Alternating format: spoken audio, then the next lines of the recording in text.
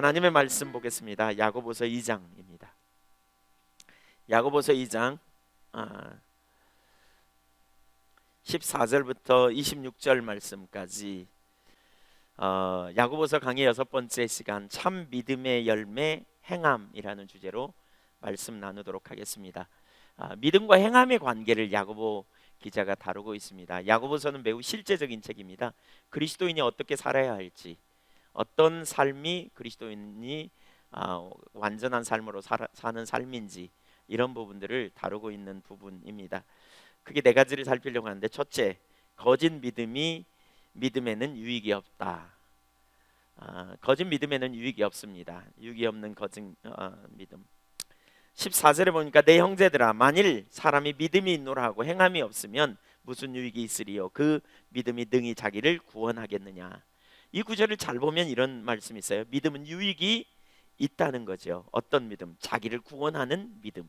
그러니까 능력이 있다. 실제로 믿음에는 강력한 능력이 있어요.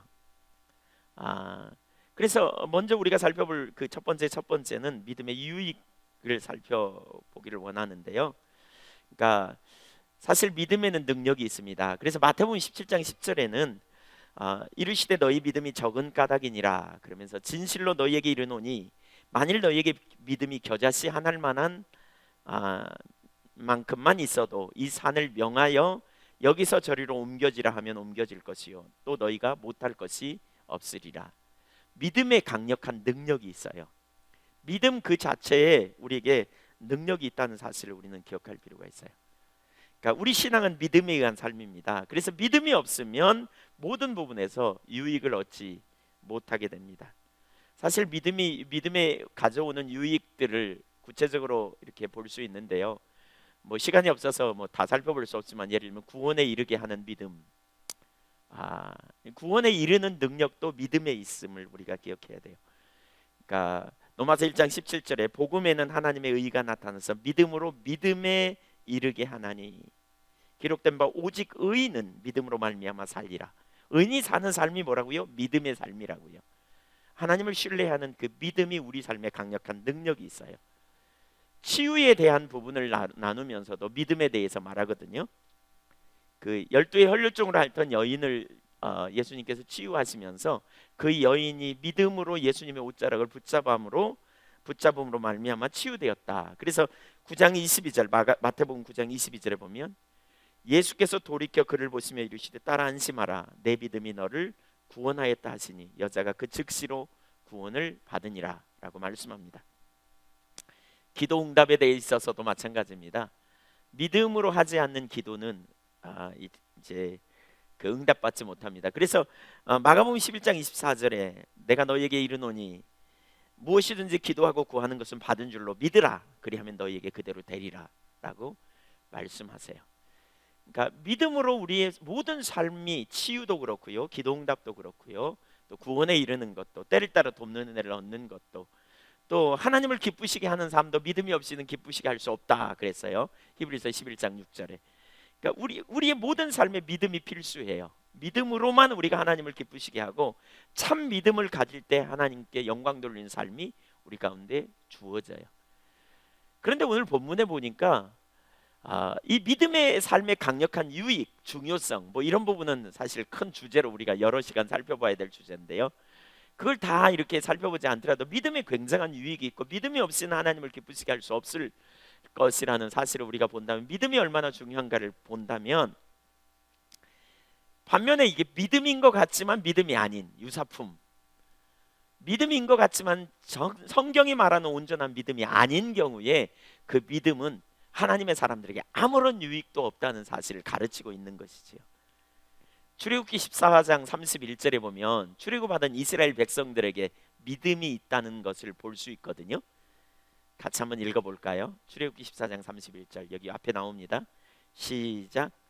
이스라엘이 여호와께서 애굽 사람들에게 행하신 그 큰 능력을 보았으므로 백성이 여호와를 경외하며 여호와와 그의 종 모세를 믿었더라. 분명히 여기 믿었다고 말하고 있어요.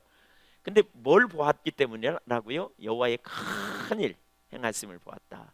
그 큰일 행하신 게 뭐냐? 홍해를 가르신 사건입니다. 바다를 가르신 사건을 보면서 하나님과 그 종 모세를 믿었더라 이렇게 표현하고 있어요. 분명히 믿었어요. 그런데 이 믿음이 진정한 믿음이 아니었던 걸 볼 수 있어요. 왜냐하면 이 믿음은 환경에 기초한 믿음이에요. 환경이 뭔가 잘 되고 문제가 해결되니까 그 하나님을 신뢰했어요. 그런데 문제가 어렵고 그러니까 환경이 열리지 않고 문제가 오게 되니까 또다시 이들이 뭐냐 하나님을 원망하고 불평하거든요. 그래서 출애굽기 15장에 보면 바로 이 다음에 이스라엘 백성들이 광야를 가다가 마실 물이 없게 되는 상황에 쓴 물을 만나게 됐고요. 그 쓴 물 앞에서 그들은 결국 하나님을 원망하고 불평해 버립니다. 하나님이 쓴 물을 단물로 바꿔놨을 때 그들은 하나님을 믿었습니다. 근데 그 다음 상황이 되니까 16장에 가니까 또 먹을 게 없어. 그러니까 또 원망하고 불평합니다. 그래서 하나님이 만나와 메추라기를 먹여서 그들에게 먹여주세요. 그랬더니 그들이 믿는 것 같아. 근데 17장에 가니까 또 마실 물이 없는 환경이 와요. 그러니까 또 원망하고 불평해요. 결국 이들이 가진 믿음은요 잘못된 믿음입니다. 사실 환경이 열리고 뭔가 잘 돼가면 하나님을 믿는 것 같고 그 다음에 어려움이 조금만 오면 그 하나님을 믿었던 믿음이 순식간에 사라져버려요. 금방 믿음이 어디 있느냐. 그래서 원망하고 불평해요. 실제로 출애굽기 14장 이전에 그들은요 하나님께서 애굽 사람들에게 10가지 재앙을 내려가지고 그들을 건져내신 놀라운 역사를 보았거든요. 근데 그들의 믿음이 아무런 유익도 없는 자리로 돌아가 버린 거죠. 그들의 믿음이 아무런 효험을 발휘하지 못하고 위기를 만나니까 똑같이 원망하고 불평해요. 여기서 우리가 한 가지 기억할 게 있어요. 믿는다고 말하는 게 다 믿음이 아닐 수 있다는 거죠. 믿는다고 표현하는 게 다 올바른 믿음이 아닐 수 있다는 사실을 봐야 되고요.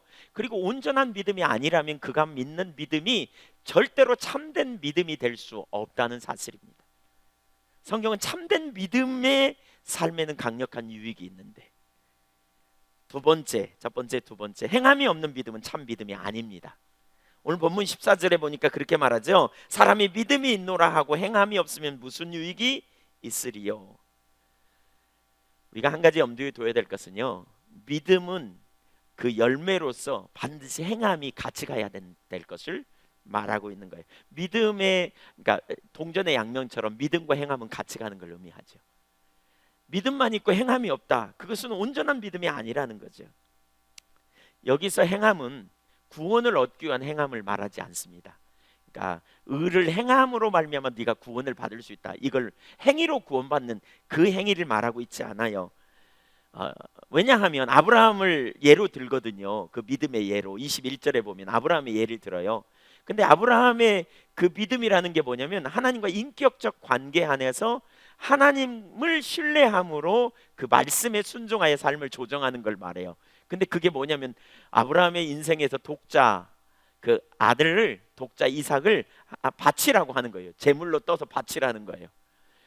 여러분 이거는 일반적으로 이해될 수 있는 그런 믿음 그 어떤 그 의로운 행위가 아닙니다. 사실 도덕적인 행위를 말하는 게 아니거든요. 이것은 특별한 행위예요. 그러니까 이것은 뭐냐 하나님과의 관계 안에서 인격적인 하나님을 신뢰함으로 오는 믿음의 결과예요. 보통 우리가 믿음으로 의롭게 된 게 아니고 행위로 의롭게 된다라는 소위 말하는 그러한 표현에는 도덕적인 선행을 말하고 있거든요. 근데 아브라함의 이 행위는 도덕적인 선행이 아니에요. 이것은 인격적인 관계 안에서 하나님을 신뢰함으로 말씀하신 하나님이 그 말씀대로 신뢰하는지를 테스트하기 위해 거쳐가는 믿음이라고 말할 수 있거든요. 그런 의미에서 행위를 의지하여 나가는 믿음이 아닙니다. 어떤 사람이 한번 생각해 보세요. 아브라함 옆집에 살았던 불신자가 아브라함이 어느 날 그러는 거예요. 일어나더니 짐을 주섬주섬 싸고 아들을 데리고 어디를 가요. 그러니까 그 옆집 사람이 어디 가십니까? 그랬더니 예, 내가 믿는 신이 내 아들을 그 제물로 바치라 그래서 지금 거기 갑니다. 그렇게 말하면 옆 사람이 당신 참 착하게 사는군요 이렇게 말하겠어요? 돌았군요 당신. 저 인간이 영락없이 돌았구나 이런 생각하지 않겠어요? 일반적인 선행이 아니라는 거죠. 이건 특별한 관계성 가운데 있는 선행이에요. 그러니까 행위예요. 그것은 뭐냐? 하나님을 신뢰하는 믿음의 관계 안에서 나온 행위라는 사실이에요. 그래서 믿음으로 의롭게 되기 위하여, 그러니까 어떤 행위로 의롭게 되기 위한 일반적인 착할 선행이 아니라는 것이지요. 그래서 하나님을 신뢰하는 사람은 반드시 뭐예요? 행함이 같이 가는 믿음과 연관되어 있음을 기억해야 돼요. 행함이 없는 믿음에 대해서 그러면서 15절 16절에 이렇게 말하거든요. 만일 형제나 자매가 헐벗고 일용할 양식이 없는데 너희 중에 누구든지 그에게 이르되 평안히 가라, 덥게 하라, 배부르게 하라 하며 그에게 쓸 것을 주지 아니하면 무슨 유익이 있으리요? 그랬어요. 어떤 사람이 가난해요. 배를 골고 있어요. 먹을 것이 없어서. 근데 그걸 알면서도 가서 평안히 가라, 가서 몸을 덥게 해라, 가서 배부르게 해라 이렇게 말하면서 쓸 것을 안 도와주면 그게 무슨 의미가 있겠느냐는 거예요. 마치 믿음이 있다고 말하면서 행하지 않는 게 이와 같다는 거죠. 아무런 유익이 없는, 그 본인에게는 아무런 유익이 없잖아요. 내가 배고파 죽겠는데, 먹을 게 없어서 지금 배고파 죽겠는데 너 가서 배부르게 먹어라고 말하면서 먹을 걸 안 준다면 무슨 유익이 있겠어요? 그 말이 무슨 유익이 되고 무슨 위로가 되겠어요? 무슨 도움이 되겠어요? 그런 것처럼 행함 없는 믿음이 바로 그와 같다는 거죠. 믿습니다라고 말하지만 실제로는 전혀 믿는 자로서 살지 않는다면, 믿는 것, 내가 믿는 대로 실제로 삶을 옮기지 않는다면 그 의미가 없다는 거죠. 아무런 의미가 없는 것을 말하는 거죠. 곧 믿음의 열매는, 믿음에는 열매가 있어야 되는데 그 열매가 뭐냐? 행하는, 믿는 대로 사는 삶이어야 한다는 거예요. 정말 믿는다면 믿는 대로 행하는 실제의 모습으로 나타나야 한다는 거예요. 믿음의 능력은요, 고백에서 나오는 게 아니고요, 믿는 대로 삶을 조정하고 행함에서 믿음의 열매가 나타나요. 주님께서 성경에 보면 주님께서 그런 믿음을 요구하실 때가 많죠. 예를 들면 치유에 대해서도 이렇게 말해요. 38년 된 환자에게 이렇게 말하거든요. 그러니까 어떤 때는 하나님께서, 예수님께서 치유하실 때 말씀하시는 즉시 치유가 일어나기도 했어요. 예를 들면 베드로 장모가 열병을 앓고 있는 걸 보고 일어나라, 손을 잡아 일으켰더니 즉시 치유가 됐어요. 또 마태복음 8장에 보면 나병 환자가 예수님 앞에 원하시면 저를 제가 깨끗게 될 수 있나이다 라고 말했더니 예수님이 그 몸에 손을 대고 내가 원하노니 깨끗함을 받으라, 그 즉시 깨끗하게 됐어요. 그런데 어떤 경우에는 믿음의 행동이 요구됐어요. 믿음의 리액션, 반응이 요구됐어요. 믿음의 행동의 반응. 믿는 대로 네가 행하라는 거죠. 예를 들면 38년 된 환자에게 예수님께서 뭐라 그래요? 침상을 들고 일어나 걸어가라 그랬어요. 38년 동안 누워 있어가지고요, 몸이 아파 누워 있는데 일어나라는 거예요. 그리고 침상을 들고 걸어가래요. 아니, 일어나서 걸어갈 수 있으면 벌써 같이 속으로 이렇게 생각하고 앉아 있었다면 나았을까? 안 나았을 거예요. 그는 일어났고요, 침상을 들고 걸어가는데 어느 순간 나았는지 모르지만 그가 낫게 된 거죠. 또 예수님께서 한 그 소경이, 눈을 보지 못하는 자가 예수님을 찾아왔어요. 그리고 제 눈이 보이지 않으니 저를 치유해 주세요. 그랬더니 예수님이 그 사람을 한쪽으로 데리고 가요.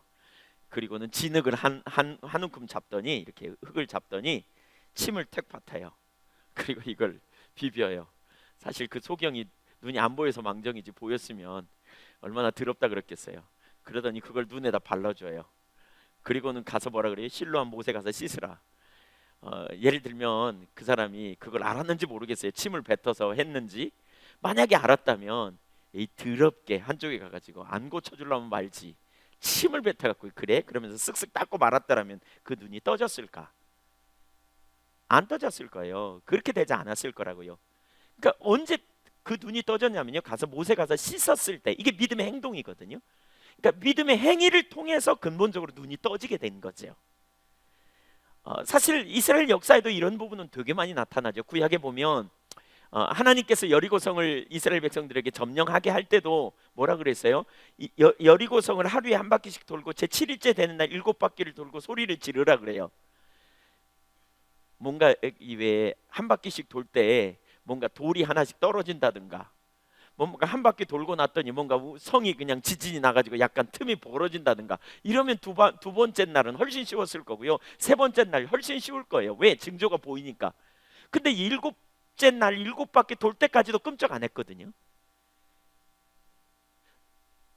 소리를 지를 때에 비로소 무너졌다는 거예요. 이게 믿음의 행동입니다. 믿음의 반응입니다. 하나님의 말씀에 기초하여 믿음의 반응을 할 때 실제적으로 능력의 역사를 경험하게 된 것이지. 요단강을 건널 때 물이 창일합니다. 물이 가득 찼습니다. 요단강에. 어떻게 저기를 건너야 될까 염려하고 있을 때 하나님께서 뭐라 그럽니까?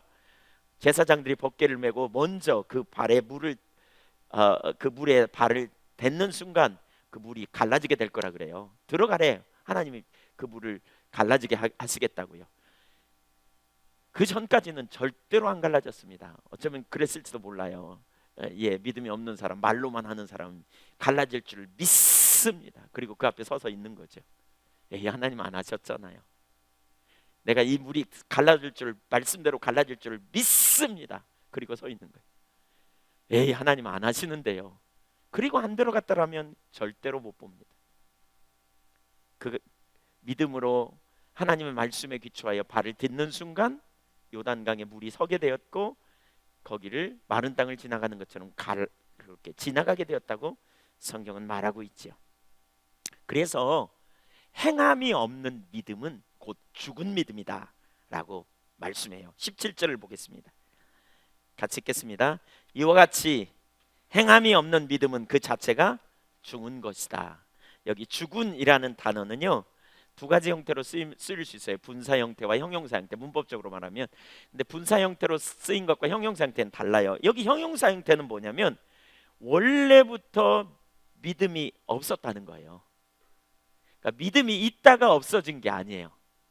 믿음이 있다가 하나님 안 찾으니까 점점 믿음이 떨어졌다 이런 말이 아니고요. 원래 그 자체가 믿음이 없는 거예요. 원래. 여기 나무가 하나 있다고 쳐보세요. 계속 물을 주어요. 물을 줘요. 이 꽃피는 나무예요. 물을 주어요. 근데 물을 주어도 이렇게 꽃이 잘 안 펴요. 그래서 안 피나 봤더니 이 나무가요. 두 그루의 나무가 있는데 한 그루는 꽃이 피었다가 졌어. 그래가지고 그 피는 기간이 아직 안 돼서 그러니까 꽃이 안 피는 거예요. 또 한 그루는 봤더니 플라스틱으로 된 나무예요. 이 두 그루의 나무는 근본적으로 달라요. 그렇죠? 하나는 원래 있었는데 없어진 거고요. 하나는 원래부터 없는 거예요. 지금 여기서 말하는 행함이 없는 믿음은 원래 믿음이 아니라는 거예요. 믿음인 것 같지만 믿음이 원래 아니라는 거예요. 믿음 자체가 없는 거예요. 믿음이 있다면 반드시 행함으로 나타나게 되는데 행함이 없는 것은 믿음 자체조차도 아니다. 그 믿음의 냄새도 안 나는 거다. 그 자체에 아무런 의미가 없다. 처음부터 가짜였다는 거예요. 그래서 열매가 나올 수 없다는 거죠. 믿는 척하지만 아무런 능력도 없는 그걸 지적하고 있는 겁니다. 오늘날 이런 믿음이 있을까요? 예, 이런 믿음이 많습니다. 이런 믿음이 아닌데 믿음인 것처럼 붙잡는 믿음. 그래서 실제는 살지 않아. 실제는 행위가 없어요. 실제는 가려고도 하지 않아. 근데 믿는다고 말하는 거죠. 믿습니다. 나 그렇게 믿어. 근데 사실 여러분 이런 믿음은요 아무런 문제가 없을 때는 능력이 있어 보여요. 근데 믿음은 언제 증명이 되냐면요 위기가 올 때, 문제가 올 때, 어려움이 있을 때 믿는지 안 믿는지 드러나게 돼 있어요. 참 믿음은 위기의 순간에 드러나게 돼 있습니다. 두 번째, 거짓 믿음. 그럼 이런 죽은 믿음, 거짓 믿음, 이 믿음이 어떤 믿음일까? 18절 19절을 연속적으로 좀 읽어보겠습니다. 어떤 사람은 말하기를 너는 믿음이 있고 나는 행함이 있으니 행함이 없는 내 믿음을 내게 보이리라. 나는 행함으로 내 믿음을 내게 보이리라 하리라. 행함이 있는 믿음이 참 믿음이다. 이런 표현을 하죠. 19절 같이 읽어볼까요? 시작. 내가 하나님은 한 분이신 줄을 믿느냐? 잘하는도다. 귀신들도 믿고 떠드느니라. 여기 그 두 가지를 살피는데 하나는 지적인 동의입니다. 우선 여기 보니까 귀신 수준의 믿음, 귀신들도 믿느니라 그랬어요. 귀신들이 믿는 수준의 믿음이 있다. 두 가지로 볼 수 있어요. 하나는 지적인 동의입니다. 한번 따라서 하실래요? 믿음은 지적인 동의를 뛰어넘는다. 근데 많은 사람이 어떻게 생각하냐면 믿음을 지적인 동의로만 생각하는 경향이 있다는 거죠. 19절 상반절에 이렇게 말해요. 네가 하나님은 한 분이신 줄을 믿느냐? 잘하였도다. 이렇게 말해요. 그러니까 하나님이 한 분인 줄 믿어요. 나는 하나님 한 분임을 믿어. 그러니까 여러분께 제가 질문해 볼게요. 여러분 하나님 한 분이심을 믿으시지요? 하나님 전능하심을 믿으십니까? 잘 안 믿으시는지 대답도 안 하시네요. 하나님이 여러분의 기도 응답을 해결하실 수 있는 능력이 있는 분임을 믿으십니까? 하나님이 세상을 바꿀 능력이 있음을 믿으십니까? 할렐루야. 예. 근데 그 믿는다는 믿음이 진짜인지 가짜인지 살펴봐야 된다는 거예요. 그러니까 교리를 지식으로 동의하는 것이 믿음인지, 그러니까 교리를 지식으로 동의하는 수준이 있다면 성경이 말하는 참된 믿음은 뭐냐? 교리 자체이신, 말씀 자체이신, 살아있는 인격체이신 하나님을 성령의 조명으로 알아 하나님 자신을 신뢰하는 것이 온전한 믿음입니다. 성경에서 믿음을 말할 때 네 가지를 얘기합니다. 첫째는 교리를 지식으로 동의하는 것을 믿음이라고 말합니다. 두 번째로는 인격체이신 하나님 자신을 성령의 조명으로 알아 말씀하신 그분을, 인격체이신 그분을 개인적으로 알아 그분 자신을 신뢰하는 것이 믿음이라고 말합니다. 세 번째 믿음은 은사로서의 믿음입니다. 네 번째 믿음은 성령의 9가지 열매 중에 피스토스, 그러니까 충성이라고 하는 단어, 그게 믿음이라는 단어로 번역할 수 있는 단어입니다. 그러니까 은사로서의 믿음, 열매로서의 믿음은 하나님으로부터 오는 거고 우리가 하나님을 신뢰하는 가운데 자라가는 거라면, 우리가 일반적으로 말하는 두 가지 믿음 중에 1단계의 믿음이 뭐냐면 교리를 지식으로 동의하는 거라니까요. 하나님 한 분이라는 사실을 내가 지식으로 알아. 성경 공부했더니 하나님은 한 분이셔. 또 성경을 봤더니 하나님은 전능하시되 완전한 능력을 가지신 분이야. 또 성경을 공부해 봤더니 하나님은 어떤 하나님이냐? 그 전지하신 분이야. 모르시는 게 하나도 없는 분이야. 성경을 공부해 봤더니 하나님은 사랑의 하나님이고 말씀을 바꾸시는 분이 아닌 신실한 하나님이야. 내가 그것을 공부해서 알았어. 그리고 나는 그것을 지식으로 동의하는, 이것을 믿음으로 우리가 생각하는 경향이 있다니까요. 반드시 그게 필요해요. 그러나 그 이상인 것을 기억해야 돼요.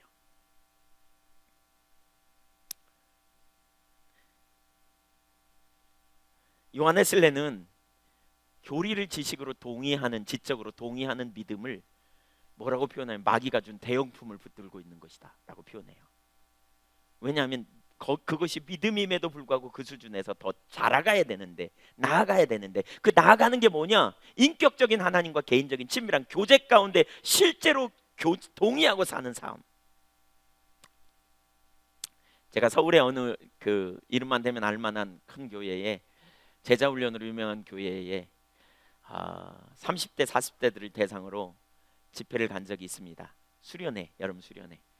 근데 여름 수련회 가가지고 너무 힘들고 어렵더라고요. 그래서 왜 이렇게 힘든가? 사실 사람들이 이렇게 30대 40대니까 저녁 첫날 수련회 어디 경기도 양평 어디로 갔는데 찾아가는데도 어려워가지고 겨우 집회 시간 바로 전에 찾아갔거든요. 그랬더니 너무 그냥 번잡스럽고 또 아이들이 왔다 갔다 하면서 집회가 참 어려워요. 그 다음날 아침이 됐는데 한 분이 그러더라고요. 저를 격려하려고 그랬는지 우리한테 와서 2시간 설교하면 목사님 처음이라고, 대단하다고 저한테. 근데 오전이 되면서 식사를 하고 이제 오전 집회를 하는데요. 훨씬 조용해요. 애들은 다 밖으로 나갔으니까. 그리고 집중도 하는데요. 제 느낌에 꼭 그거예요. 그래서 어쩌단 말이야, 이런 식으로 듣는 것 같아요. 제가 정말 죽을 것 같더라고요. 성경도 안 찾아요. 그래서 성경 왜 안 찾냐 그랬더니 이렇게 표현해요. 목사님이 말씀하시는 대부분의 구절은 우리가 외운대요. 왜? 중학교 때부터 성경 공부해가지고 제자훈련 해가지고 성경 필수 암송 구절 속에 많이 들어가 있대요. 그래서 성경도 안 찾아요. 다 안다는 거예요. 제가 짐 싸갖고 와버릴까 그러다가 집회 이제 2시간밖에 안 남았어요. 그날 저녁하고 그 다음날 오전까지였거든요. 근데 그날 저녁에 집회 시작하면서 이렇게 물었습니다. 하나님이 능력이심을 믿습니까? 하나님 전지하심을 믿으십니까? 하나님이 여러분의 인생의 문제를 해결할 능력이 있음을 믿으십니까? 제가 자꾸 믿습니까? 믿습니까? 그러니까 처음엔 대답이 적었다가 대답을 더 세게 하고 더 크게 하고 나중에 아멘! 하나님이 여러분에게 만나는 수많은 어려움에서 처방을 가지고 계시고 가장 완전한 길로 이끌 능력이 있음을 믿으십니까? 아멘! 문제를 해결할 능력을 믿으십니까? 아멘! 그래서 제가 무조건 입술로 아멘 하지 말고 이렇게 머리에 있는 걸 말하지 말고 여러분 진짜를 얘기해 보자고, 정답 얘기하지 말고, 정말 하나님이 세상을 바꿀 능력이 있고 여러분이 위기를 만난 상황에, 정말 어려운 상황에 여러분의 문제를 해결할 능력이 있음을 개인적으로 알아서 내가 그 하나님을 신뢰함으로, 이 상황이 죽을 것 같아도 그 너머에 계신 주님을 알므로, 주님께 반응함으로, 주님을 의지함으로 낙심하거나 좌절하는 그 자리에 서지 않느냐고. 아니면 해봐도 안 되더구만 이런 생각이 들면서 낙심하고 좌절하는데 더 익숙하느냐고 이렇게 물었습니다. 어디에 사람들이 손을 더 많이 들었을까요? 낙심하지 않는다고, 나는 하나님을 신뢰한다고, 하나님을 기대한다고, 어떤 상황 속에서도 나를 건지실 능력의 하나님을 바라보며 신뢰하고 있다고 하는데 손든 사람이 한 명도 없습니다. 반대로 대부분의 사람들이 해봐도 안 되더구만. 중학교 때부터 성경 공부했다니까요. 제자 훈련했다니까요. 성경에 너무너무 능통하다니까요. 지식적으로 아주 그냥 너무 잘한다니까요. 성경을 거의 설교하는 내내 찾지도 않을 만큼 성경을 빠삭하게 아는 사람들이라니까요. 그래서 제가 그분들에게 이렇게 나눴습니다. 그 지식이 여러분에게 무슨 유익이 있냐고. 그건 믿음이 아니라고. 그건 지적인 동의에 불과하다고. 오히려 그 지식이 여러분을요 하여금 참된 신앙을 가로막고 있는 거 아니냐고. 그날 밤에 엄청 회개하고 뒤집어지더라고요. 우리가 아는 지식이 전부가 아니구나. 우리가 지식으로 인격체를 대체했구나. 이론으로 실제를 대체해버렸구나. 신앙은 실제입니다. 생생한 겁니다.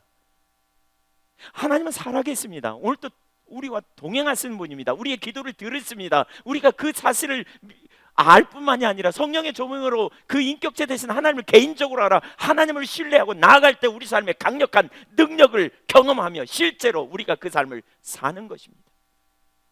입술로는 동의하지만 실제 삶에는 그러한 능력이 없는, 거기에는 아무런 능력도 없습니다. 마틴 로이드 존스 목사님이 쓴 부흥이라는 책에 보면 그분은 이렇게 인격체를 교리로 대체해버린 신앙을 죽은 정통주의라고 표현합니다. 정통, 교리는 정통인데 생명은 없는, 말씀은 너무너무 잘하는데 실제는 안 되는, 문제가 없을 때는 하나님을 기대하지만, 하나님을 신뢰한다고 말하지만 어려움이 오면 빵빵 나가 떨어지는, 전혀 하나님이 실제로 능력 있는 하나님이라고 인식되지 않은, 그래서 인본주의적인 방법을 택하고 쉽게 타협하고 쉽게 자기 스스로 살 길을 모색하고 나가버리는 신앙, 그것은 절대로 참된 신앙일 수 없다는 거죠. 그러면서 그분은 이런 표현을 해요. 교리는 정통이지만 죽어있다. 그래서 뭐라 그러냐, 그들은 이단만큼 나쁘다. 이단만큼 나쁘다는 거예요. 교리는 완전한데 실제 삶을, 인격체이신 하나님과의 관계를 이론으로, 교리를 동의하는 수준으로 바꿔버렸기 때문에 그 능력을 상실해버린다는 거죠. 당연히 성경의 진리를 그대로 받아들이는 거 중요해요. 그런데 그럼에도 불구하고 아무리 하나님에 관한 진리에 동의하여도 그 지식이 우리의 삶에 능력이 없음을 기억할 필요가 있다는 것이죠. 아무리 진리에 동의하여도 문제 앞에서 그 지식이 도움이 될 수 없다면, 그래서 인간적인 방법을 따르고 사람을 의지하다가 문제가 해결될 기미가 없어 보일 때 낙심하고 좌절하는 자리로 돌아가 버린다면 그것은 참 믿음이라고 말할 수 없는 것이죠. 하나님에 관한 이론적인 사실들을 지적으로 동의하는 것은 믿음이 아닙니다. 전형적인 한 예가 바리새인들이거든요. 바리새인들은 성경을 연구했잖아요. 성경을 되게 많이 알았어요. 너무너무 성경을 잘 알았던 사람이에요. 그래서 요한복음 5장 39절에 보면 너희가 성경에서 영생을 얻는 줄 생각하고 이 성경을 연구하거니와 그랬어요. 성경을 연구했다니까요. 성경 박사들처럼. 그런데 예수님이 그들을 향해 뭐라고 평가하냐면 요한복음 5장 45절 이하에 보면 46절 7절 이렇게 보면 모세를 믿었더라면 또 나를 믿었으리니, 그러면서 47절 그러나 그의 글도 믿지 아니하거든. 모세의 글도 믿지 않거든. 이거 뭐예요? 모세 오경을 못 믿었다는 거예요. 어찌 내 말을 믿겠느냐 하시니라. 하나님의 글도 안 믿었다는 거예요. 성경을 안 믿었다는 거예요. 그러니까 여러분 바리새인들에게 너네 성경 안 믿는다, 예수님이 그러는데 안 믿는다 그러더라, 그러면 성질 되게 냈을 거예요. 1.1핵이라도 틀림없이 그들은 문자 그대로 받아들였거든요. 근데 여기서 주님이 믿는다는 말의 의미가 뭐냐면, 믿으려면 사실 알아야 되거든요. 그러니까 아는 것이 이론적인 지식으로 아는 거가 아니고요, 성령의 비추심이 있어서 실제가 되어져야 돼요. 여러분, 실제가 되는 지식은 우리로 하여금 행함으로 반드시 가게 만들어 놓습니다. 이론적인 지식이기 때문에 실제로 반응하지 못하지요. 실제가 된 지식은 강력합니다. 그래서 예수님께서 요한복음 5장 37절 8절에 보면 이렇게 말씀하세요. 바리새인들 향해 같이 읽겠습니다. 시작. 또한 나를 보내신 아버지께서 친히 나를 위하여 증언하셨느니라. 너희는 아무 때에도 그 음성을 듣지 못하였고 그 형상을 보지 못하였으며 그 말씀이 너희 속에 거하지 아니하니 이는 그가 보내신 이를 믿지 아니함이니라. 세 가지가 없다. 바리새인들 하나님의 음성을 들은 적이 없다. 성경을 되게 많이 읽었지만 성경을 통해 말씀하신 하나님의 의중과 의도가 뭔지 전혀 모른다. 두 번째, 형상을 본 적이 없다. 사실 하나님은 영이시기 때문에 형상이 없어요. 그러면 여기 형상은 뭘 의미하느냐? 하나님의 영광, 하나님의 성품을 성령의 조명으로 깨달은 적이 없다는 거예요. 하나님이 사랑의 하나님이라는 사실을 지식으로는 알지만 사랑의 하나님, 인격체 되신 그분을 성령께서 깨닫게 하심으로 아는 그 경험이 없다는 거예요. 하나님 전지하시다는 사실은 알지만 전지하신 그분을 개인적으로 아는 일이 없었다는 거예요. 전지하신 주님을 진짜 안다면 우리는 반응하거든요. 성경은 아무리 많이 알아도 성령의 조명으로 알지 못하면 실제가 아니에요. 그래서 말씀을 무진장 많이 애우고 말씀을 무진장 붙들었지만 어려움이 오니까 빵빵 나가 떨어지고 어려움이 오니까 그냥 주님 부인하고 떠나가 버리는, 주님을 신뢰하는 자리에 서지 못한 것을 지적하고 있는 것이지요. 여기 아주 중요한 한 가지가 있어요. 참 믿음은 뒤에 나오지만 참 믿음은 인격체이신 하나님을 알아야 돼요. 그분에 관한 about God, 하나님에 관한 이론적인 지식을 아는 게 아니고요, 그 지식이 성령의 조명으로, 그렇죠, 성령님이 깨닫게 해주심으로, 성령님이 하나님이 누구이신지를 우리에게 계시하심으로 인격체이신 하나님을 개인적으로 알아야 돼요. 그래서 knowing God, about God이 아니고 knowing God입니다. 하나님에 관한 이론적인 지식이 아니고 하나님을, 인격체이신 하나님을 개인적으로 알아야 합니다. 이 하나님을 알게 하시는 건 성령의 역사예요. 그래서 에베소서 1장 17절에 보면 바울 사도가 에베소 교회를 위해 기도할 때 지혜와 계시의 영을 너희에게 주사, 여기 지혜와 계시의 성령을 너희에게 주사 하나님을 알게 해달라고 중보기도 하고 있다고 말해요. 하나님을 아는 만큼 믿고 신뢰하고요, 강하고 담대한 능력의 삶이 될 수 있어요. 그런데 거짓 믿음은 뭐라고요? 여기까지 안 가. 어디에 머물러요? 이론적인 성경 공부로 끝쳐버리는 거죠. 지식으로 알고 있다고 생각하는 거예요. 그러니까 행함이 없어요. 위기가 오고 문제가 오고 어려움이 올 때 그 하나님께 전부를 걸고 삶을 조정하여 실제로 나아가야 되는데, 위험부담이 있을 때, 또 어떤 큰 문제가 있을 때 그 환경에 반응하는 게 아니라 환경 너머에 계신 주님께 반응하고 문제를 다룰 능력이 있는 하나님을 신뢰하여 하나님께 반응하며 하나님이 이 모든 상황에 피할 길을 가지고 계시다, 처방을 가지고 계시다, 처방을 가지신 하나님께 반응하겠죠. 그러나 환경에 반응하는 사람, 믿음이 없는 사람은요, 하나님이 전지하다는 사실을, 전능하다는 사실을 다 알긴 하지만 하나님이 인식되는 게 아니고 이 문제가 인식되는데, 그러니까 하나님께 못 나가는 거죠. 입을 뒤집어 쓰고 눕고 인간적인 방법으로 어떻게 풀어보려고 하는 그 수준에 그냥 머물고 마는 것이지요. 그건 온전한 믿음이 아니라고요. 이게 가짜 믿음입니다. 가짜 믿음. 거기엔 능력이 없다니까요. 두 번째 가짜 믿음의 또 한 형태는요, 하나님을 부분적인 지식, 하나님을 그러니까 부분적으로 아는 믿음입니다. 부분적인 지식에서 나오는 믿음이라고 말할 수 있는데요, 여기 귀신들의 믿음, 귀신들을 또 믿고 떠느니라 이렇게 말하고 있어요. 오늘 보면 19절에 귀신에게도 믿음이 있다고 가르쳐요. 어떤 믿음입니까? 유일하신 하나님을 믿었대요. 그래서 귀신들은 벌벌 떨었어요. 실제로 마가복음 3장 11절에 보니까 이렇게 말하고 있어요. 더러운 귀신들도 어느 때든지 예수를 보면 그 앞에 엎드려 부르짖어 이르되 당신은 하나님의 아들이십니다. 예수님을 보면 두려워 벌벌 떨었대요. 오늘날 많은 사람들이 예수 그리스도를 하나님의 아들로 보지 않습니다. 성인 중에 한 사람으로는 봅니다. 신성을 부인한 사람들이 많습니다. 그런데 귀신들은요, 예수님의 신성도 믿었다고 말하고 있어요. 그뿐 아니라 그 귀신들은 사후세계도 믿었어요. 그래서 누가복음 8장 31절에 무적행으로 들어가라 하지 마시기를 간구하더니, 어딘가로 자기를 보낼 능력이 예수님에게 있음을 알았어요.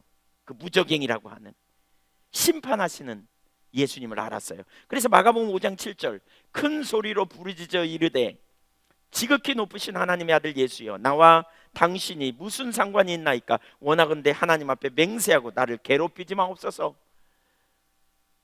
예수님을 두려워했다니까요. 귀신들은 지식이 있었어요. 하나님은 한 분이라는 사실을, 예수님은 능력이 하나님이라는 사실을 알았다니까요. 그래서 떨었어요. 아는 정도가 아니라 떨었어요. 그러나 귀신들은 하나님께 나가지 못했어요. 물론 나갈 수도 없지만 오히려 피한 거죠. 귀신은 예수님을 대적하는 자니까 나갈 수도 없지요. 그러나 오늘날 이 귀신들이 가졌던 믿음과 같은 그런 수준의 믿음을 가진 사람들이 있다는 거예요. 그들은 하나님께 나가지 않고 오히려 피하고 숨는 거죠. 부분적인 지식을 가진 자들, 그러니까 어떤 사실을 믿는 믿음, 그 사실을 알아요. 그리고 그 사실에 반응해요. 그러니까 하나님은 한 분인 줄 알았고 심판주라는 사실을 알았어요. 그러나 그들이 아는 지식은 부분적인 지식이었어요. 그래서 그들은 뭐 했느냐? 어떻게 그 심판주를 만족시킬까 해요? 행위로 의롭게 되려는, 행위를 잘 지켜서 의롭게 되려는 자리로 그렇게 갔죠. 왜? 왜곡된 하나님을 아는 지식이 있었기 때문에, 성경을 알았지만 부분적으로 알았기 때문에, 그래서 율법의 행위로만 의롭게 되려는 자리로 가버렸다는 거예요. 사실 믿음은 이거거든요. 보세요. 믿음은 지성적인 영역이 있어요. 지적인 영역으로 지식이 있어야 돼요. 그 다음에 감성적인 영역에서요, 그 정서적인 부분에 반응이 있어요. 그러니까 지적인 영역에서 올바로 알아야 감정적인 영역에서 올바로 반응해요. 그러니까 이 귀신은 뭐라고요? 알긴 알되 왜곡되게 알았어요. 물론 뭐 귀신 같은 믿음, 귀신 자체는 잘못된 거고 우리가 귀신 같은 믿음을 가질 수 있다. 그러니까 왜곡된 믿음이죠. 그래서 알긴 아는데 어떻게 두려워 벌벌 떨었대. 그 앞에, 귀신 앞에 가서. 아니 그러니까 귀신이 주님 앞에 가서. 근데 우리가 하나님을 심판주로만 알면 그런 상태로 머물 수 있다니까요. 그러면서 거기에 대한 반응을 하게 돼 있어요. 그러나 우리가 주님을 올바로 알게 된다면, 그분이 우리를 위해 당신의 독생자 예수 그리스도를 아끼지 않고 내놓으시고 우리를 그렇게 사랑하시고 예수 그리스도를 통해 영원한 생명을 얻을 길을 내신 사랑의 주님이심을 안다면 우리가 어떻게 반응할까요? 리액션, 어떤 반응을 하겠어요? 바로 그 믿음으로 주님을 의탁하는, 의지의 영역에서 주님께 맡기는 자리로 가게 될 거라는 거예요. 그래서 지식적인 부분에서, 감정적인 영역에서 뿐만 아니라 의지적인 영역까지 나아가야 돼요. 이게 함께 가는 거예요.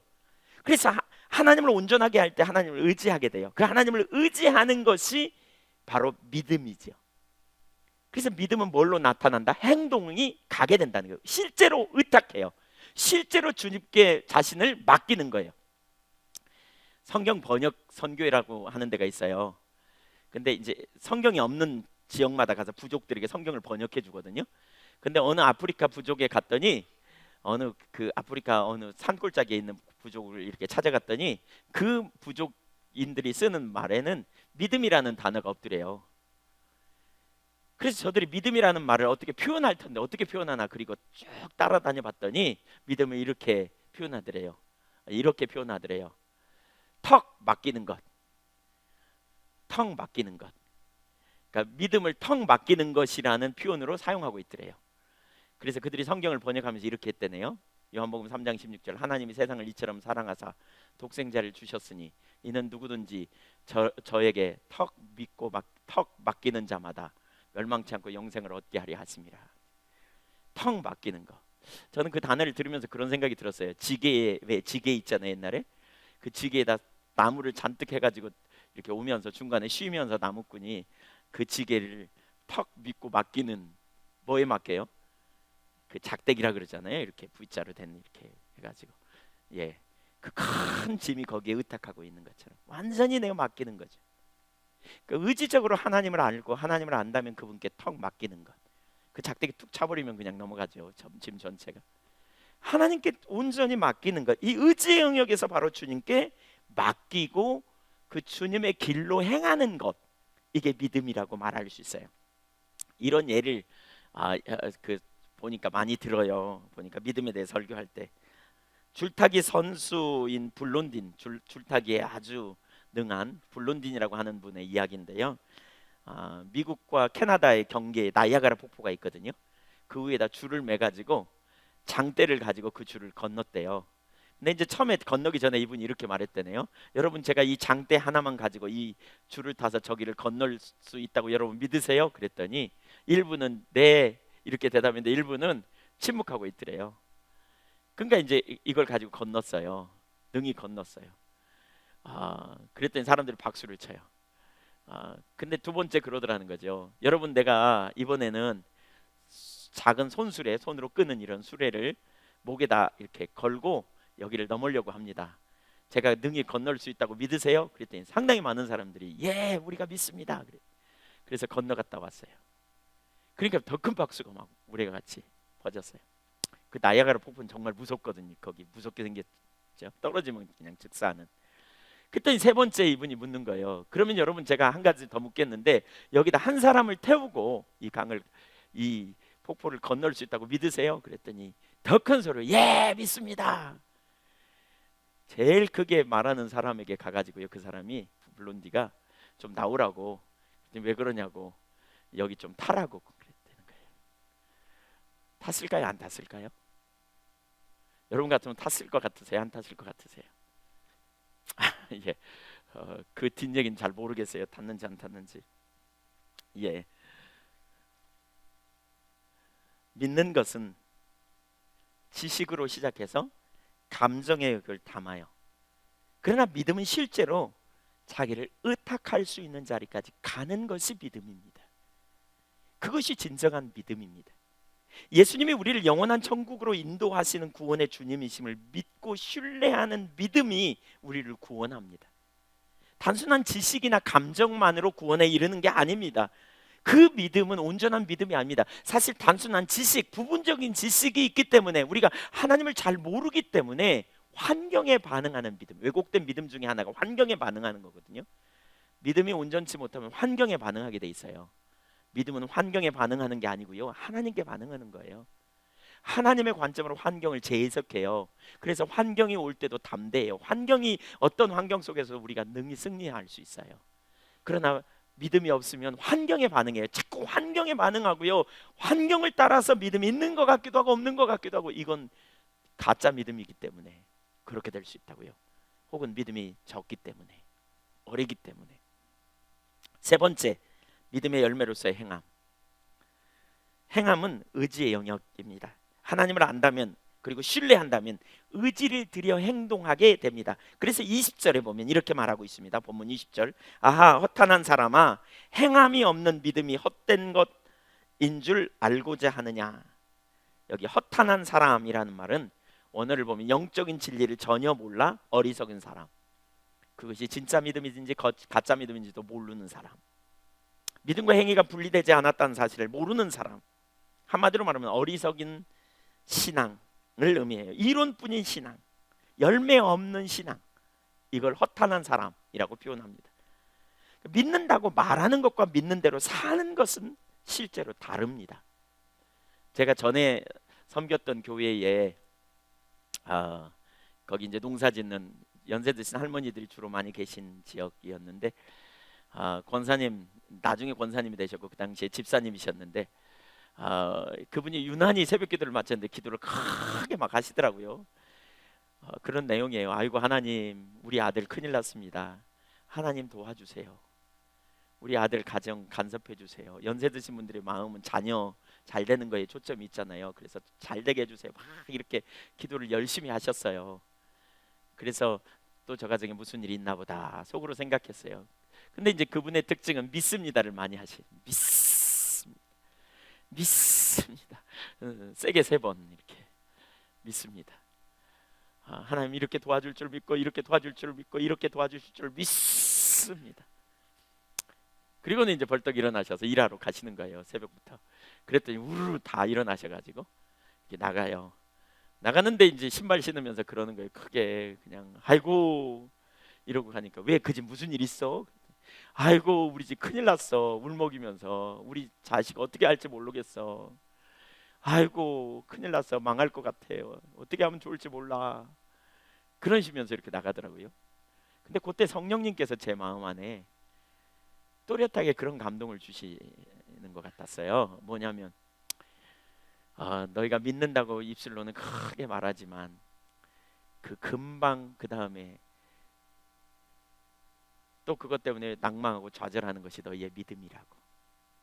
입술로는 금방 믿는다고 말하지만 그 다음 순간 원망하고 불평하고 낙심해버리는, 순식간에 그 자리로 돌아가는 것이 우리들의 믿음이 아닌가.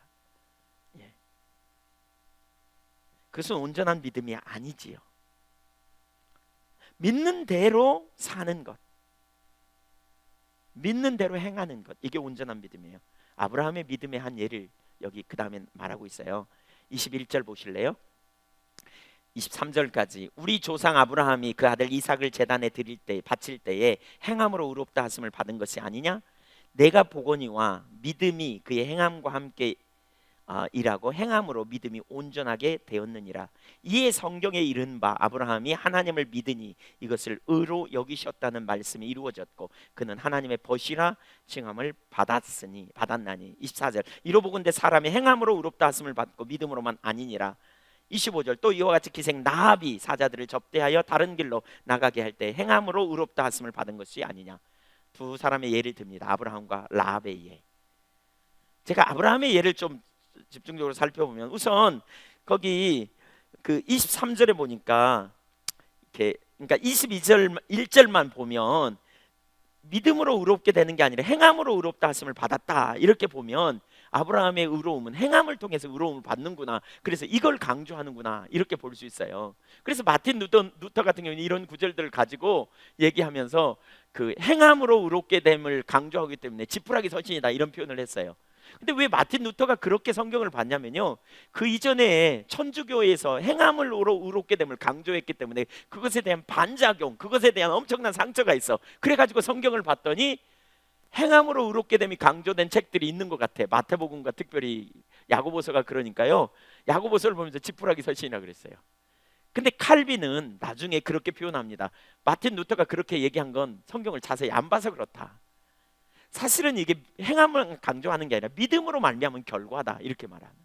근데 왜 그럼 야고보서는 행함을 많이 강조할까요? 동전의 양면처럼 믿음과 행함은 같이 가는데 행함을 강조할까요? 이런 거죠. 그 시대적인 반영이 있어요. 많은 사람들이 믿음으로 의롭게 됨을 반영하면서 잘못된 믿음, 죽은 믿음, 행함이 없는 그 믿음의 기초에서 그냥 있는, 열매가 없는 채로 살아가는 이런 상황을 가지고 야고보 사도를 통해서 하나님께서 우리에게 강력하게 반대급부를 말씀하는 거죠. 믿음과 행함은 같이 가는 거야, 이걸 말하는 거죠. 창세기 15장 6절에 보면 아브라함이 하나님을 믿으니 이를 그의 의로 여기셨다고 하나님 말씀하거든요. 무슨 사건을 두고 말하냐면 하나님이 아들을 주시겠다 그래요. 근데 아들이 속히 안 주셔, 하나님이 아브라함에게. 그러니까 아브라함이 낙심해 있죠. 어느 날 하나님께서 아브라함에게 나타나셔서 밖으로 나와보라 그래요. 그리고 하늘을 보라 그래. 그랬더니 별이 무진장 많아요. 그때 하나님이 이렇게 말씀하세요. 네 자녀들을, 후손들을 내가 저렇게 많게 할 것처럼 네가 믿느냐 그래요. 별이 몇 개나 되는지 세어보라 그랬더니 셀 수 없나이다 그랬더니 내가 너의 자손들을 저렇게 많게 할 거다 믿느냐 그랬더니 내가 믿나이다. 이걸 믿었다는 거예요. 그러니까 아브라함이 그걸 믿었더니 하나님이 의롭게 여기셨다 이렇게 말씀해요. 근데 아브라함이 그 믿음의 기초에서 살았어요. 그래서 때가 되니까 하나님이 아들을 주셨거든요. 그 아들 이름이 뭐예요? 이삭, 독자 이삭을 얻었어요. 100세가 됐을 때. 근데 이 이삭이 어느 만큼 컸을 때 창세기 22장에 하나님께서 그 아브라함을 번제로 바치라는 거예요. 제사로, 제물로 바치라는 거예요. 그 아브라함 입장에서는 이게 참 쉽지 않은 일이잖아요. 근데 아브라함이 믿음으로 순종해서 그 제물로 아들을 바쳤어요. 그러니까 여기서 아브라함의 순종은 그 아브라함의 그 아들을 바치라고 하는 것은 그가 믿음을 고백했고 믿음이 있는가 없는가를 하나님이 테스트하시는 사건으로서의 행위라는 거죠. 그러니까 믿음이 있는가 없는가, 그 믿음이 과연 있는가 하는 그 시험하신 것으로서의 열매로서 그가 순종한 것이지 그가 의롭게 되기 위해 순종한 게 아니라는 거죠. 그가 그 상황에 하나님을 신뢰함으로 믿음으로 자기 독자 이삭을 바친 거예요.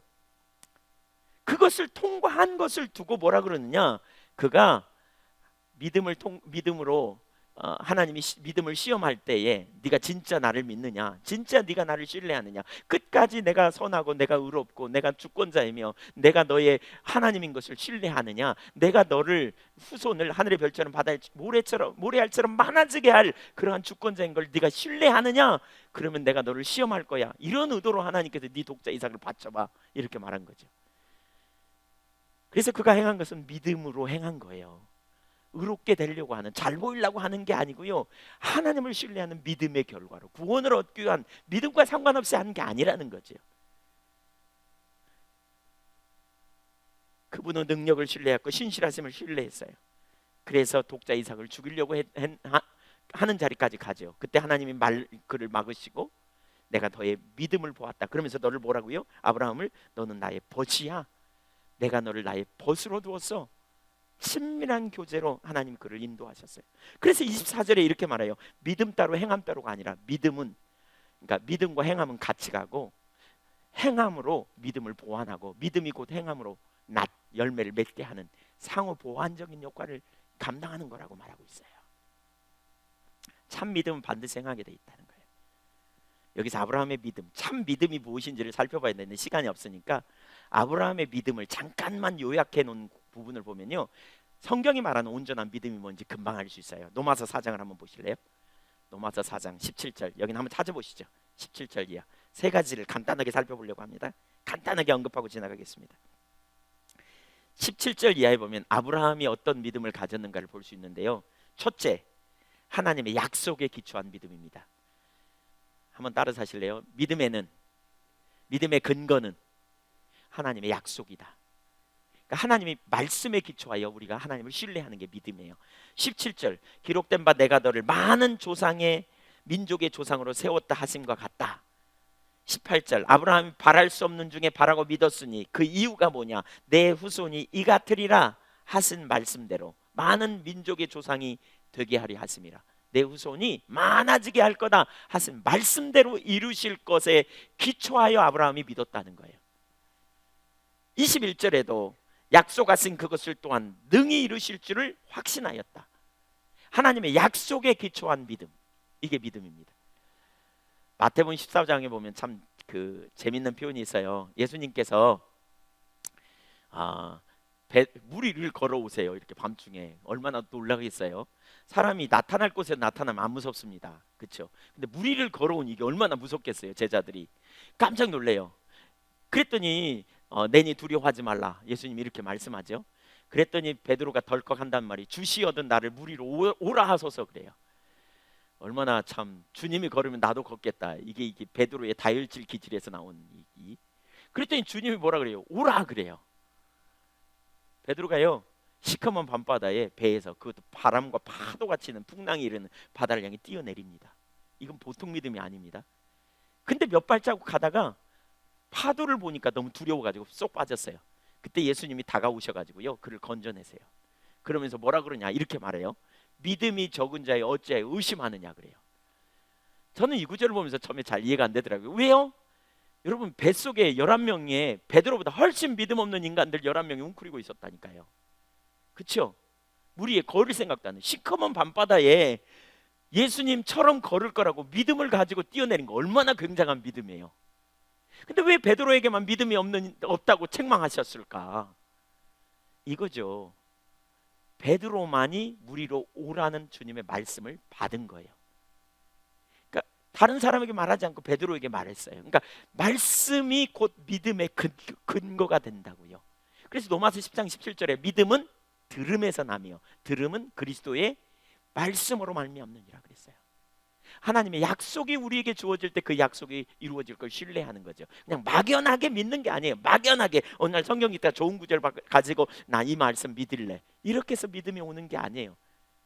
사실 하나님의 말씀이 내마로 우리 가운데 오는 것이고 우리에게 약속이 주어질 때 그 약속을 신뢰하고 약속의 전부를 걸고 가는 게 믿음이에요. 아브라함은 너의 후손이 하늘의 별처럼 바다의 모래처럼 많아질 거야, 이 약속을 신뢰하고 살았다는 거예요.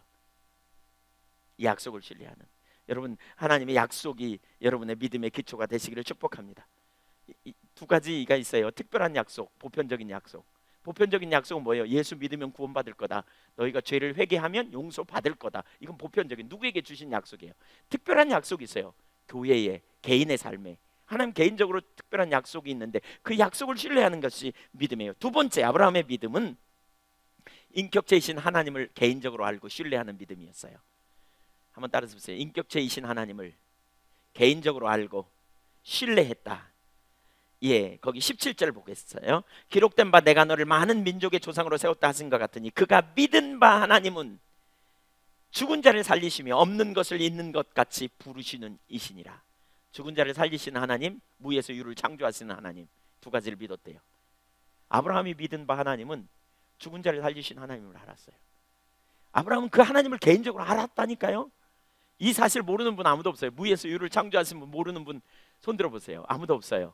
죽은 자를 살리실 능력이 하나님께 있다는 사실을 믿었다는 게 아니고요, 그 인격적인 하나님을 믿었다니까요. 그 하나님을 아는 만큼 믿을 수 있어요. 아브라함은 그런데 그 하나님을 알고요, 그 하나님을 신뢰했어요. 그 하나님을 알고 신뢰했어요. 그래서 하나님을 아는 만큼 우리가 하나님을 신뢰할 수 있어요. 여러분 보세요. 여러분 개인적으로 하나님을 아세요? 하나님의 관한 이론적인 지식, knowing God, 그러니까 about God이 아니고 knowing God이라 그랬죠.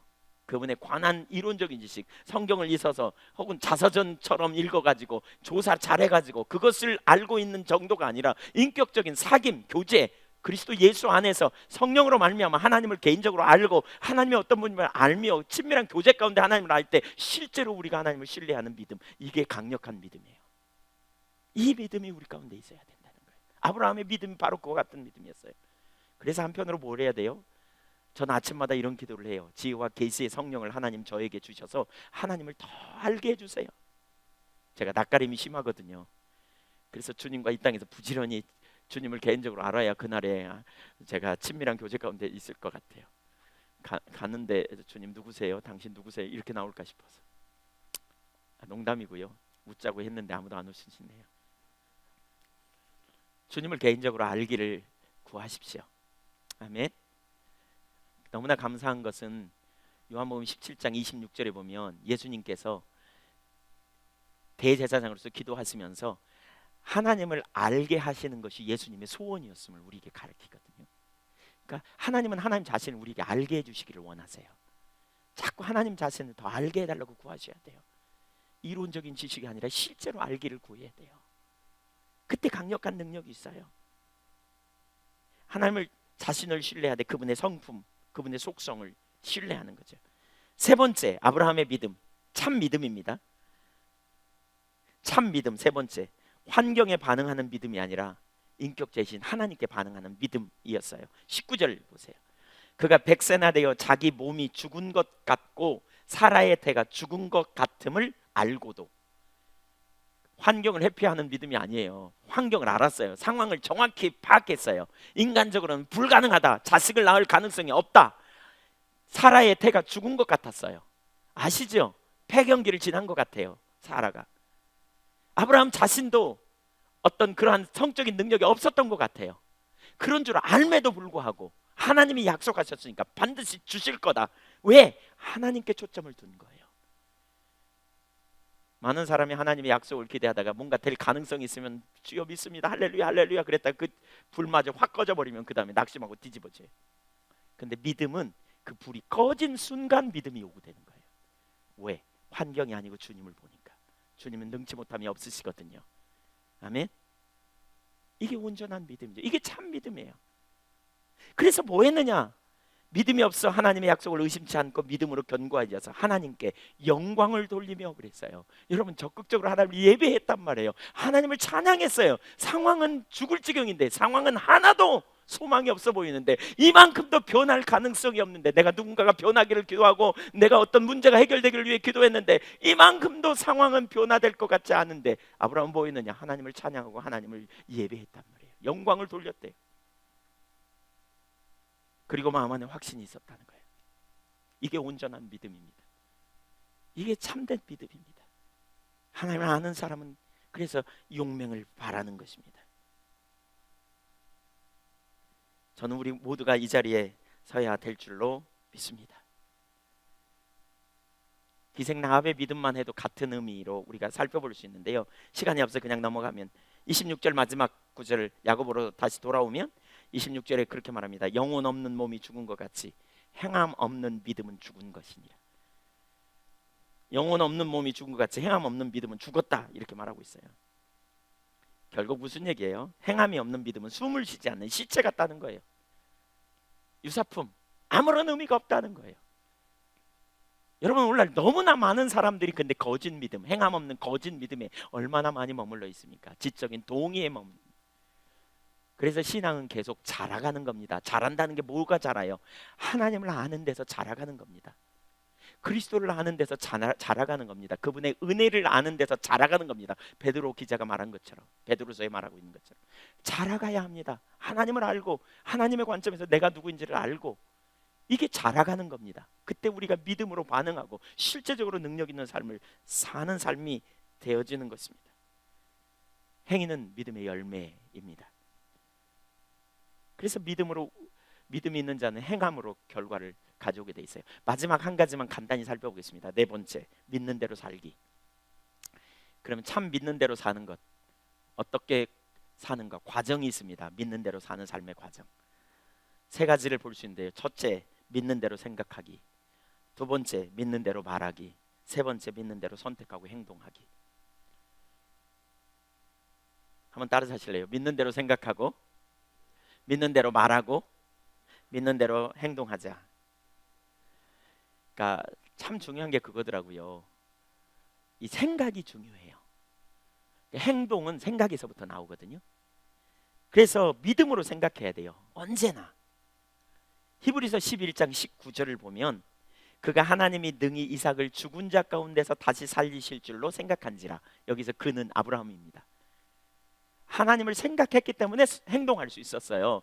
하나님의 말씀을 받고 그가 하나님은 능히, 하나님의 능력은 전능하신 그분의 능력은 죽은 자 가운데 살리실 완전한 능력을 가지신 하나님을 알았기 때문이라는 거예요. 그걸 생각했어요. 하나님의 성품. 개인적으로 저는 하나님을 많이 생각합니다. 어려울 때 생각합니다. 뭘 생각해요? 특별히 세 가지를 볼 수 있는데, 첫째는 하나님의 성품을 생각합니다. 전능하신 하나님, 전지하신 하나님, 사랑의 하나님, 신실하신 하나님. 어제 이렇게 말했다 오늘 뒤집는 분이 아님을 생각합니다. 하나님은 완전한 능력이 있는 하나님을 생각합니다. 하나님은 자기 아들을 아끼지 않고 내놓으신, 나를 그렇게 사랑하신, 건져내신 하나님임을 생각합니다. 하나님은 모르시는 게 한 개도 없다. 우리 머리칼 아침에 빗을 때, 머리 감을 때 몇 개 빠지고 몇 개가 새로 났는지 다 아시는 분, 그분이 하나님이시다. 그분을 생각합니다. 그래서 그분으로부터 오지 않은 것을 거절합니다. 내 문제 해결할 능력이 있는 완전하신 하나님. 내 상황 모르냐? 아니요, 하나님 알고 계십니다. 여러분 어떨 땐 죽을 것 같죠?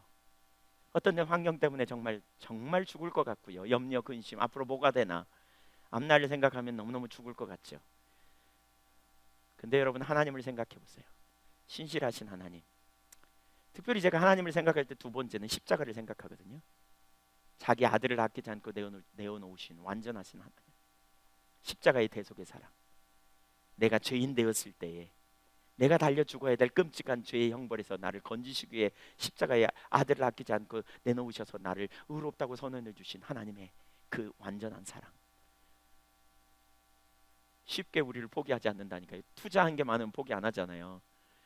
예, 제가 과거에 오래전에 주식을, 직장 생활하면서 주식을 좀 오래전에 주식을 좀 투자한 적이 있어요. 근데 신문 받자마자 제일 먼저 그 회사 주식 난 바라본 거 아세요? 예. 제가 그 회사 사랑해서요? 관심이 있어서요? 아니요, 투자한 게 있었어요. 경제란이 있으면 그 회사 소식 보려고 그러고요. 인터넷 없을 때. 왜요? 투자한 게 많았어요. 사실 주님이 우리를 아끼지 않고 내놓으셨다면 우리를 얼마나 사랑하실까 우리가 생각해야 돼요. 묵상하세요. 그래서 하나님의 성품과 하나님의 행하신 십자가 사건, 그리고 뭐죠? 하나님의 약속을 항상 생각합니다. 그 토대 위에 생각합니다. 내 문제, 내 상황, 내 현실, 어떤 때는 앞이 안 보여, 어떤 때는 하나님의 약속이 있는데 하나도 길이 안 보이는 것 같아. 그때마다 하나님의 전지하심을 생각합니다. 주님 모르시나? 다 알고 계시지? 주님은 나를 사랑하시다. 그래서 가장 좋은 길로 인도하신다. 주님은 전능하시다. 그래서 최선의 길로 나를 데리고 가신다. 이걸 믿음으로 신뢰하고 거절하고 주님께 동의하는 것이죠. 믿음의 생각이 여러분에게 있기를 축복합니다. 믿음으로 생각하십시오. 아멘. 두 번째, 믿는 대로 말해야 합니다. 히브리서 11장 20절에 보면 믿음의 사람들이 이 말을 해요. 말. 그러니까 20절, 믿음으로 이삭은 장차 있을 일에 대하여 야곱과 에서에게 축복하였으며, 이삭은요 자기 두 아들에게 앞으로 이런 일이 있을 거야 라고 하나님이 주신 감동을 믿음으로 나눴어요. 그러면서 축복했어요. 자녀를 축복하는 거 믿음으로.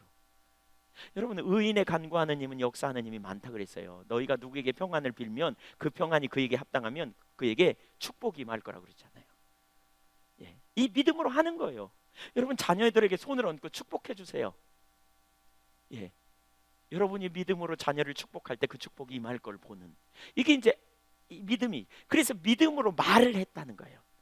21절, 믿음으로 야곱은 죽을 때 요셉의 각 아들들에게 축복하고, 요셉의 아들들에게 축복의 말을 했다. 22절, 믿음으로 요셉은 임종시에 이스라엘 자손들이 떠날 것을 말하고 또 자기 뼈를 위하여 명하였으며, 애굽을 떠날 거라는 사실을 믿음으로 보았어요. 그리고 그때 내 뼈를 여기 버려두지 말고 데리고 가라. 내 뼈를 가나안으로 데리고 가라. 믿음으로 본 거예요. 믿음으로. 그래서 믿음의 말을 해요. 오늘날 믿음의 말보다는 불신의 말을 많이 하지요. 믿음의 말보다는 우리는 어려운 상황이 예측되는 것에 대한 말을 많이 해요. 부정적인 말, 불신의 말. 그래서 우리가 흔히 자녀들에게 무슨 말해요? 너 같은 것이 커서 뭐가 돼? 이 바보야, 멍청아. 우리 다른 사람에게 그런 얘기 많이 하죠.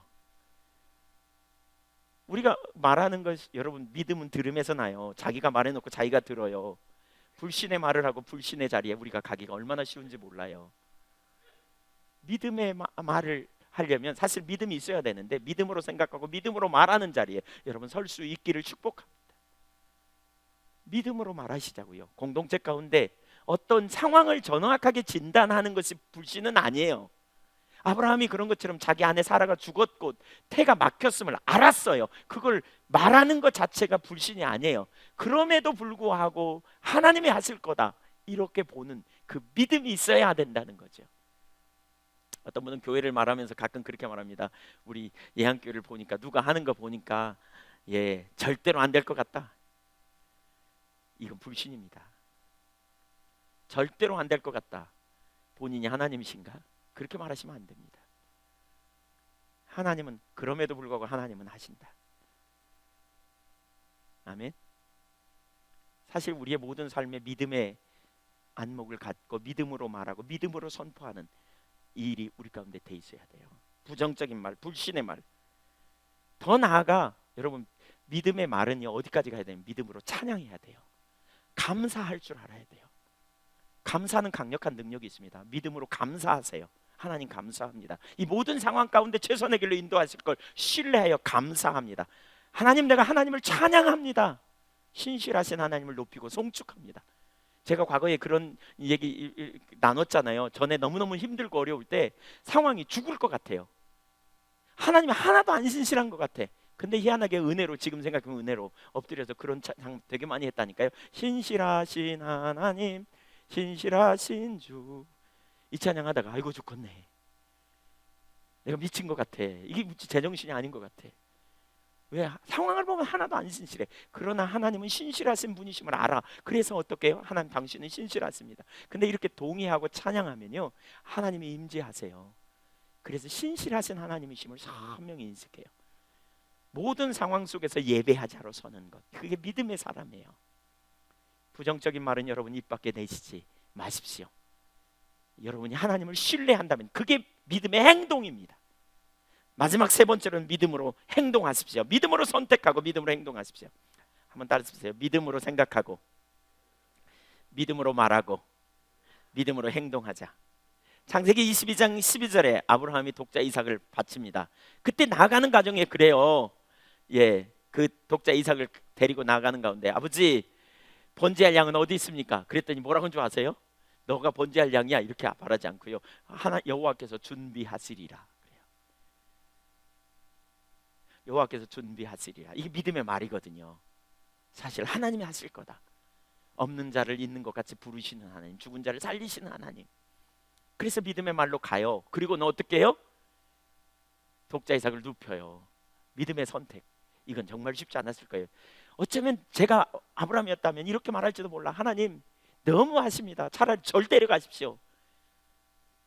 그렇잖아요. 내가 죽는 게 훨씬 쉽겠지. 사랑하는 아들을 죽인다는 게 얼마나 어려운 일인가.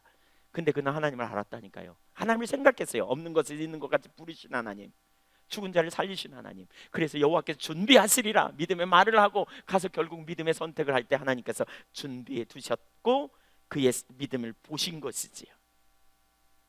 믿음의 선택은 우리에게 강력한 능력이 있어요. 때로는 손해볼 것처럼 느껴집니다. 믿음의 선택이 어려운 이유는 때로는 바보가 될 것처럼 느껴집니다. 그러나 내가 믿는 하나님이 어떤 분인가를 안다면, 내가 신뢰하는 그분이 누구인가를 여러분이 보신다면, 그리고 그분이 우리의 상급이 되시고 그분이 우리를 변호해 주시고 훗날 우리의 손을 들어주실 하나님이라는 사실을 믿는다면 우리는 믿음으로 선택하는 거예요. 그래서 용서 못하는 자를 용서하고 때로는 손해볼지라도 주님의 길을 타협하지 않고 걸어가고, 그렇죠? 순수하게 주님의 길을 선택하고 나아가는 삶. 때로는 사람들에게 모함을 받고 억울한 일을 경험해도 하나님의 기준이 뭔지 생각하고 기준을 따라가고, 왜? 주님이 우리의 머리를 드시는 자니까. 그 당시에는 바보처럼 보이고 그 당시에는 형편없어 보여도 마침내 주님이 머리를 들 거니까. 시편 3편 3절에 다윗이 고백한 것처럼 여호와여 당신은 내 머리를 드시는 자입니다. 그래서 수많은 대적이 일어날지라도 내가 하나님의 길로 행합니다 라고 고백했던 것처럼 그렇게 주님의 길로 행하는 사람들, 믿음으로 선택함, 그런 자들을 통해 하나님은 영광을 받으십니다. 믿음으로 행동하시기를 축복합니다. 그런 세대를 하나님 세우시기 원하시고 그런 자들을 통해서 하나님 역사하십니다. 그것이 참 믿음입니다. 하나님 우리에게 그러한 믿음을 믿음의 결단을 가지고 내가 행하오니 은혜를 부어달라고 구하시면 좋겠습니다. 기도하겠습니다.